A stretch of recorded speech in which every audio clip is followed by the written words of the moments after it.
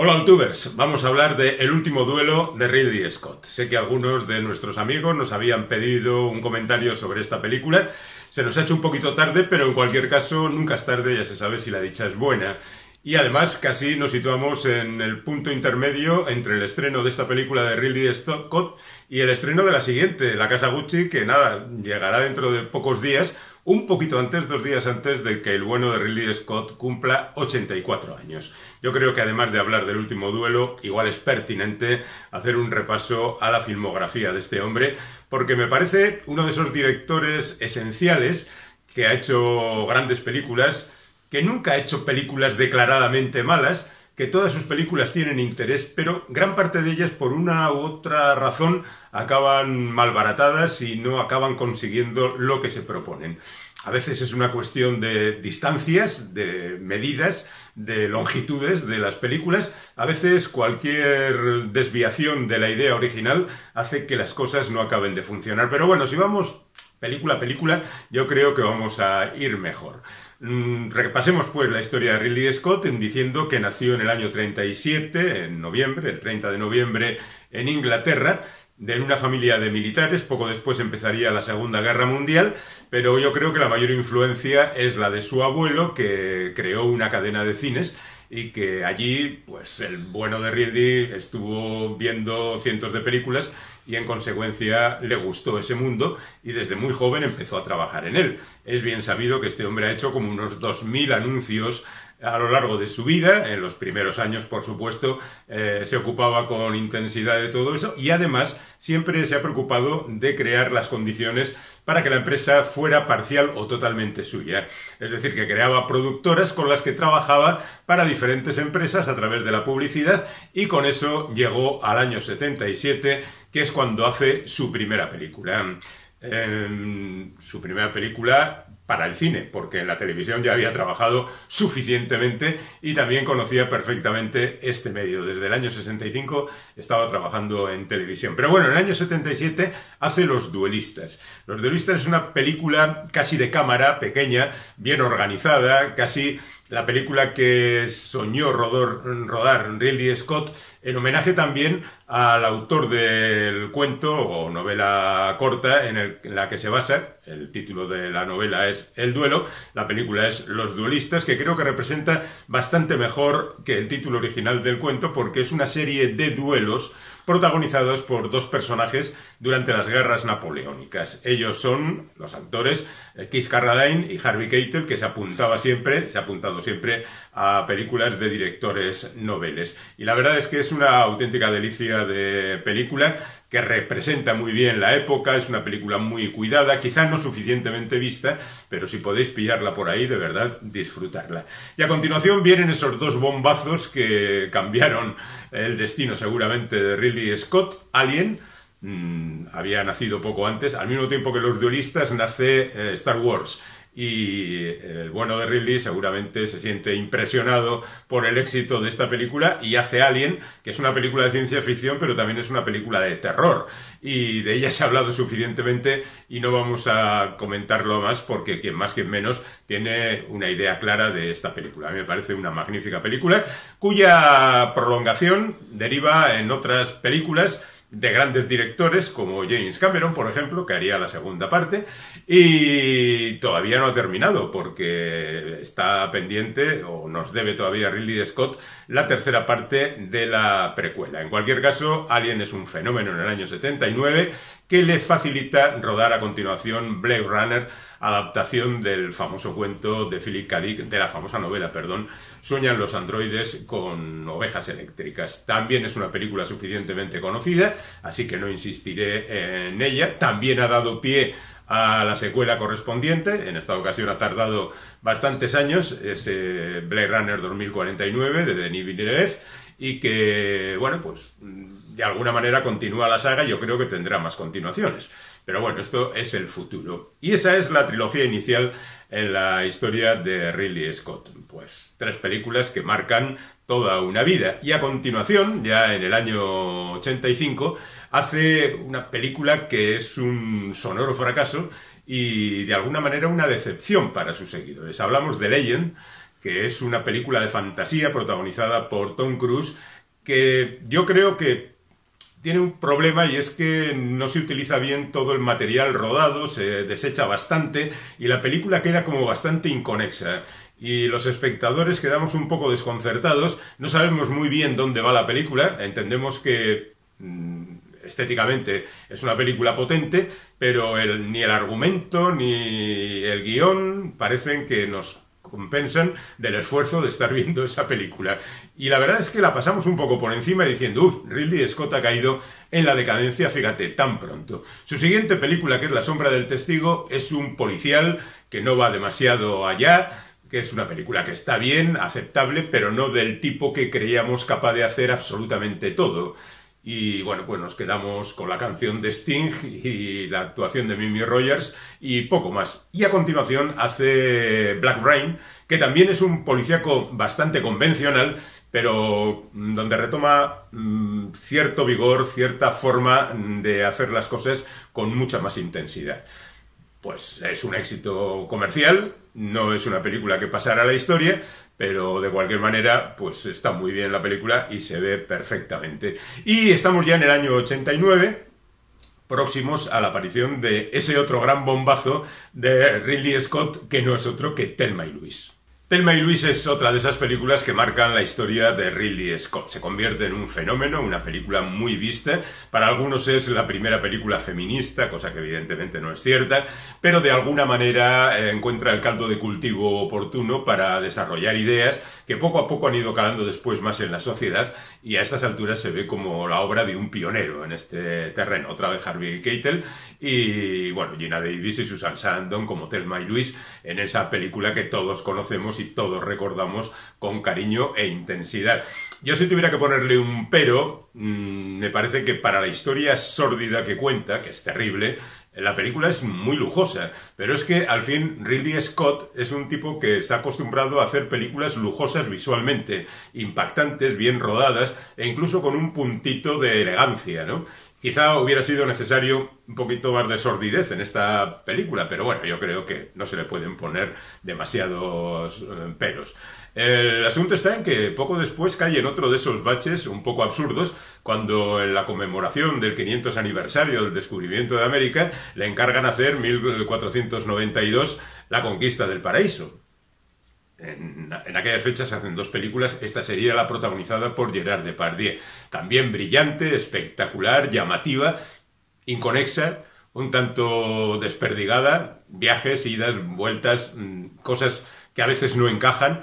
Yo creo que a Ridley Scott le pasa que rueda mucho y luego no acaba de ensamblar bien las diferentes partes, y al espectador le da la sensación de que es casi una acumulación de fragmentos lo que compone la película. Cuando la historia está más concentrada y mejor trabada, las películas le salen bien, pero hay otras que se le dispersan, no sé muy bien en qué sentido. Bueno, esto es el año 92, la película en su momento no es ningún éxito, hay quien la reivindica ahora, bueno, su banda sonora sonó mucho en su momento, pero esto hace que a Ridley Scott, que sigue trabajando en publicidad y sigue produciendo materiales para montones de gente, pues se retire un ratito y al final su siguiente película, también relacionada con el mar, sea Tormenta Blanca, la historia de unos personajes en un barco. A él le gustan también en ocasiones, frente a la expansión de las grandes producciones, le gustan esas películas concentradas en un único lugar. Jeff Bridges es el protagonista, es una película que tampoco pasará a la historia, es una película que está bien, pero es un nuevo fracaso, digamos, emocional de Ridley Scott frente a sus seguidores de toda la vida, que somos nosotros. A continuación hace otra película todavía más denostada, que es La Teniente O'Neill, que es esa película acusada de extremo militarismo, de violencia, de, bueno, muchas cosas, que hace que la película se venda mucho, sea un éxito, pero el sentido crítico la consideración crítica de la obra de Ridley Scott pues va bajando enteros, hasta que de repente este hombre es un experto en renacer continuamente. Nos encontramos en el año 2000 y nos encontramos con Gladiador o Gladiator, y esa película otra vez se convierte en un fenómeno cinematográfico 10 años después de Thelma y Luis, y todo el mundo dice, ah, qué bien, ha vuelto Ridley Scott. Bueno, también es una película suficientemente conocida, de la que, según parece, vamos a tener una secuela un día de estos, pero vete tú a saber dónde acaban los proyectos de Ridley Scott. Lo cierto es que Gladiator se convierte en el pasaporte a haga usted lo que definitivamente quiera, señor Ridley Scott, porque le vamos a permitir absolutamente todo. Curiosamente, lo que decide hacer Ridley Scott es una secuela del Silencio de los Corderos, Aníbal, una película que de alguna manera crea una nueva forma diferente de la original, porque aquella era una narración bastante tramposa y un tanto floja en materia de producción. No es una producción brillante, llamativa. Aníbal sí lo es mucho más, con esas luces que el bueno de Ridley ha sabido manejar siempre de manera espectacular, cambiando a Jodie Foster por Julianne Moore, manteniendo a Anthony Hopkins en el papel de Aníbal, después todavía protagonizaría El Dragón Rojo y demás, y la verdad es que esta película tiene el problema de enfrentarse a la original. Y en consecuencia todo el mundo dice, ah, pues es peor, ¿qué vamos a hacer con todo esto? Bueno, eso no le impide al bueno de Ridley Scott meterse en jaleos tremendos, como es Black Hawk Derribado, que es una película sobre una intentona real del ejército americano de descabezar a las bandas locales que, como ha dicho, llevaban adelante una política de terror y de hundimiento de la sociedad.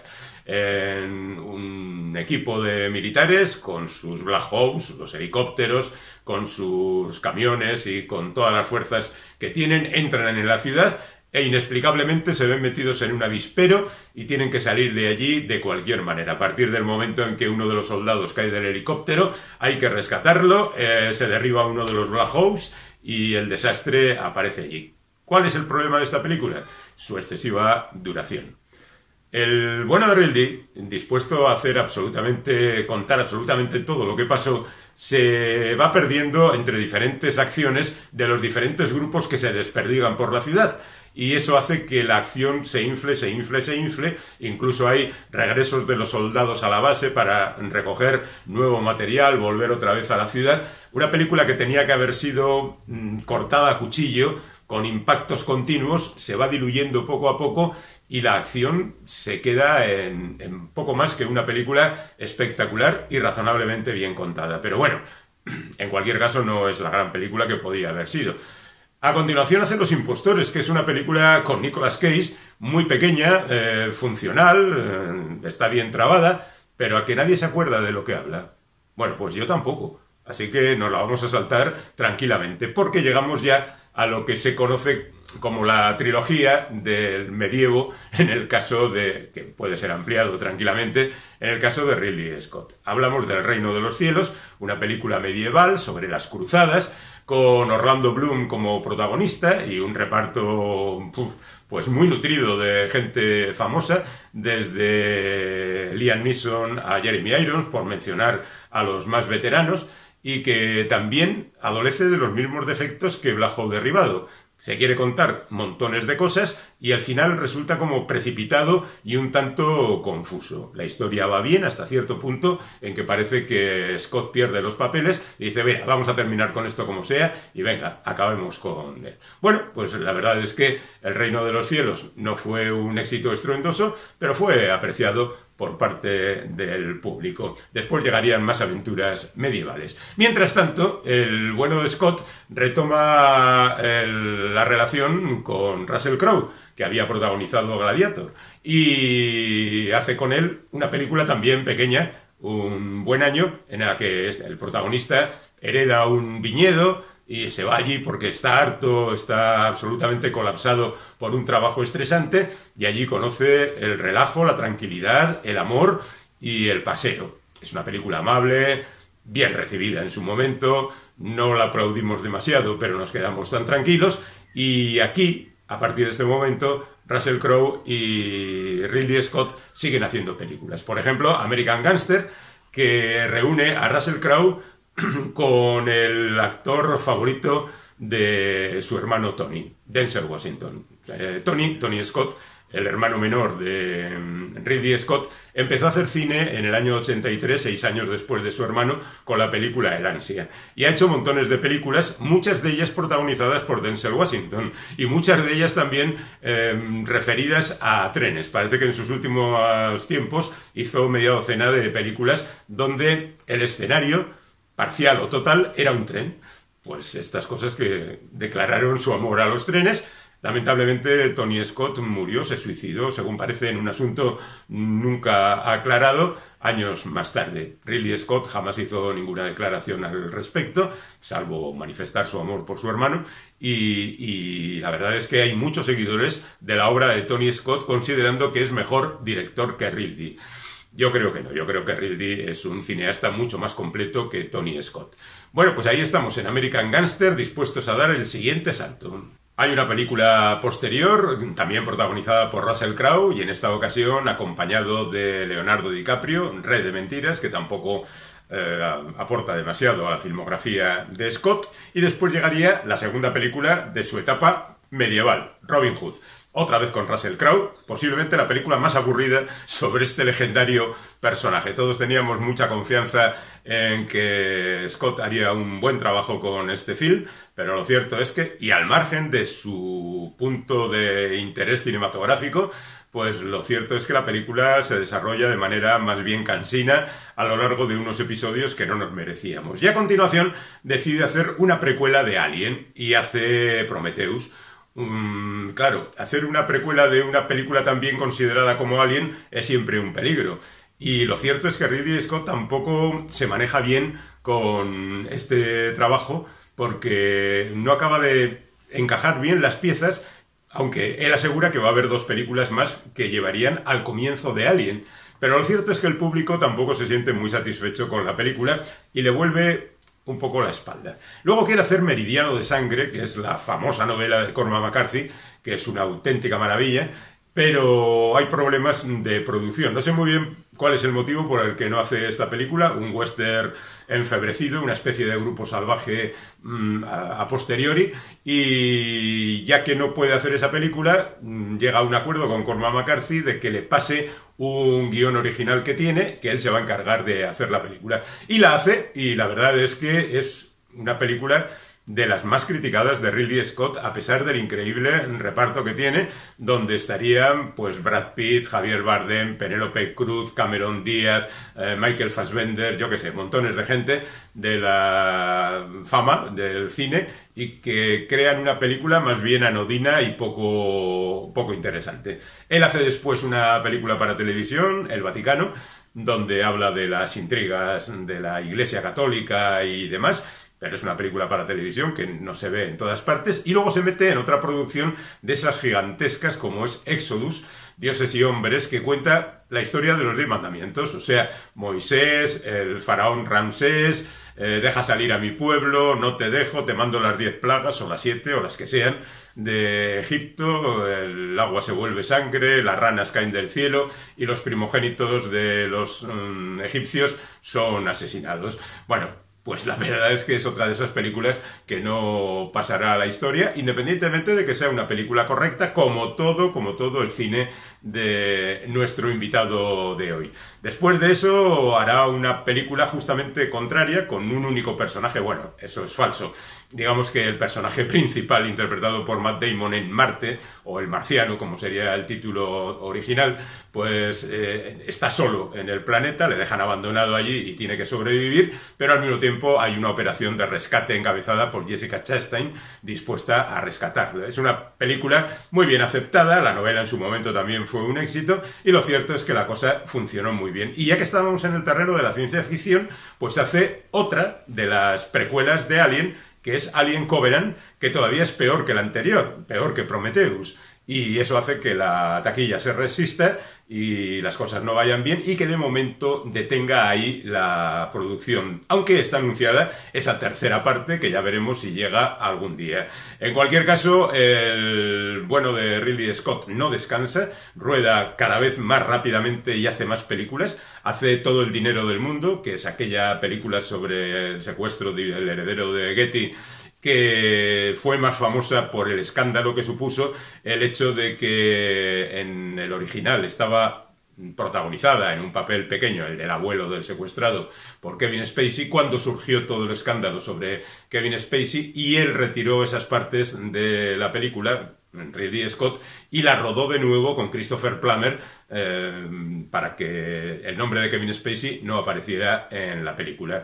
Después de eso hizo la producción y dirigió 2 capítulos de Raised by Wolves, Crecido con los lobos, que es una serie que sinceramente llegué al capítulo 4 porque me parece lo más repetitivo del mundo. También es cierto que él deja de dirigirlo a partir del capítulo 3 y sigue produciendo, porque Ridley Scott ha producido montones de series televisivas, desde Los Pilares de la Tierra a Tabú, a The Good Wife, por ejemplo, de terror, el terror, sobre aquella expedición al Polo Norte, y la verdad es que se maneja muy bien en este tipo de trabajos. Y después de eso ya llegaría El último duelo, que no es su última película, podríamos casi enlazarlo con Los duelistas, la primera película, y El último duelo, la actual, porque ya digo que La Casa Gucci está a punto de estrenarse, ya está rodada, y por ahí quedan la secuela de Gladiator, la tercera precuela de Alien, posiblemente una tercera secuela de Blade Runner. La adaptación está como director de Queen and Country, el cómic de Greg Rucka, lo cual estaría muy bien. La verdad es que trabajo no le falta a este hombre, que ya digo, cumple 84 años ya. Yo creo que quiere alcanzar los récords de gente como Clint Eastwood. Bueno, nos quedamos con El último duelo y terminamos. El último duelo es una película también medieval, de ahí la trilogía que mencionábamos antes, El reino de los cielos, Robin Hood, El último duelo, que cuenta la historia real del último duelo que se produjo por cuestiones de honor, algo así como el juicio de Dios, en la Francia medieval. Y la historia, yo creo que esto lo sabe todo el mundo, no es ningún spoiler, es la de un caballero cuya esposa es presuntamente violada por un escudero. Hay que decir que el escudero, y parece ser que esta es la realidad, los escuderos no son esos personajillos ayudantes, chavalillos, que aparecen como Crispín en el caso del Capitán Trueno. El escudero en la Europa medieval era un puesto inferior al caballero, obviamente, pero con posibilidades de llegar a ser caballero. De hecho, el personaje de Matt Damon comienza la película siendo escudero y acaba siendo caballero.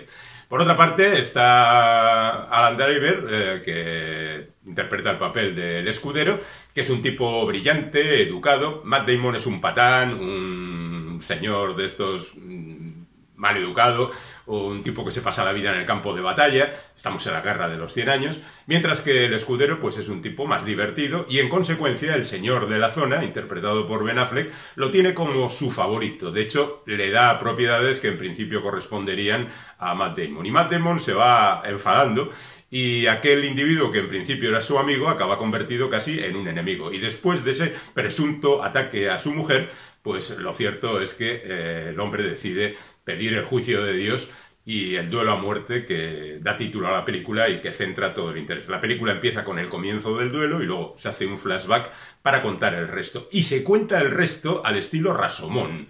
Es decir, se cuenta a través de las versiones de diferentes personajes. Aquí 3. El caballero, el escudero y la víctima, la mujer del caballero. Al principio, la versión de Matt Damon nos pone en contexto, nos sitúa en ese escenario de la Guerra de los 100 años, de cómo están las diferentes facciones. Después, el comentario, la versión del escudero, nos da, al mismo tiempo que añade detalles de su relación con el personaje de Matt Damon, nos da una versión del episodio que va a ser juzgado, y finalmente tenemos la opinión de la mujer asaltada, que nos dice cómo ocurrió, según ella, los hechos. Aquí yo creo que está el mayor problema de la película. Bueno, hay dos. Por una parte, esa repetición de los hechos prolonga extremadamente la película, hasta las 2 horas y media. Y en segundo lugar, hay un problema de, digamos, diferencia de versiones. Porque cuando se hacen este tipo de películas, lo que hay, o novelas, o narraciones en definitiva, hay que separar bastante las versiones, porque si no, no tiene ninguna gracia. Y en el caso de la declaración del escudero y de la víctima, lo cierto es que se parecen extraordinariamente. Prácticamente el escudero asume su culpa, a pesar de que continuamente dice que no es culpable, que eso no ha sucedido, etcétera, pero en su versión. Y eso descoloca bastante, porque la verdad no entiendes la necesidad de las diferentes versiones si son tan parecidas, ¿no? Bueno, pues al margen de eso, la historia está bien montada, bien contada, está correctamente interpretada, salvo en el caso de Ben Affleck. Perdonadme, de verdad, cada vez que veo a Ben Affleck me entra un poquito la risa, porque yo creo que él mismo ya se toma a cachondeo sus propios personajes. Aquí es cierto que es un personaje un tanto salido de rosca, que, bueno, pues es un libertino, un vicioso, un individuo muy consciente de su enorme poder y de su abuso sobre cualquiera que esté por debajo de él, que es la práctica totalidad de la humanidad del momento. Pero la interpretación que hace Affleck es, como siempre, distorsionada. Es una interpretación que remite a sus papeles más habituales. O pone cara seria, esa de no sé muy bien qué estoy haciendo aquí, o se desmanda un poco y empieza a tirar las cosas por el aire. En fin, el resto, y sobre todo Jodie Comer, está muy bien, Adam Driver también, por supuesto, la cosa se lleva bien. Pero ya digo que tiene esos pequeños problemas de guión, fundamentalmente de guión. Alguien debería haberles dicho a los guionistas, bueno, ya sabéis que los guionistas son el propio Matt Damon y Ben Affleck, tenía que haber dicho, esto no encaja. Y en cualquier caso, aunque encajara y lo dejáramos pasar, no crea tensión dramática entre una versión y otra, que deberían ser muy diferentes. Y el espectador debería opinar sobre qué es lo que le parece que le están contando. Pero al estar tan cerca, ni el espectador tiene oportunidad de disentir de uno o de otro. Pues simplemente eso es lo que pasó, ¿no? Pues yo creo que ese es un enorme problema. Y yo creo que a estas alturas, alguien con ese nivel de producción de este tipo de películas, como es Ridley Scott, debería tener un asesor medianamente imparcial, que no le bailara al agua, que no le dijera que bien lo estás haciendo, Ridley, sino, Ridley, tienes un problema con estas cosas y deja de hacer tantas películas tan amontonadas, porque no te das cuenta de que estás haciendo de vez en cuando alguna barbaridad como esta, ¿no? Pero bueno, el duelo está muy bien, es una Edad Media sucia, maloliente casi, se puede apreciar eso incluso en el cine. Es una Edad Media tremendamente dura, bárbara, hay batallas muy brutas, y la verdad es que los historiadores, según parece, han avalado la película diciendo que así es como era la Edad Media, y este caso en concreto que está bastante bien contado. Bueno, al margen de esos pequeños deslices, yo creo que afortunadamente tenemos a Ridley Scott, que es un cineasta muy valioso, que nos ha dejado películas muy interesantes, con las que hemos disfrutado mucho, pero que, ya digo, casi nunca acaba de rematar bien su trabajo. Ya veremos La Casa Gucci, a ver en qué acaba la historia esa de poder y dinero y de personajes enfrentados. Los principales en este caso están interpretados por Adam Driver, otra vez, que interpreta al heredero de la Casa Gucci, y Lady Gaga, que es la mujer, supuestamente la inductora de su asesinato. Esto tampoco es un spoiler, ¿eh? Yo tampoco he visto la película, pero es lo que sabemos todos que hemos leído sobre ella. Nos vamos, dejamos aquí a Ridley Scott y sus aventuras y esperamos que disfrutéis de sus películas.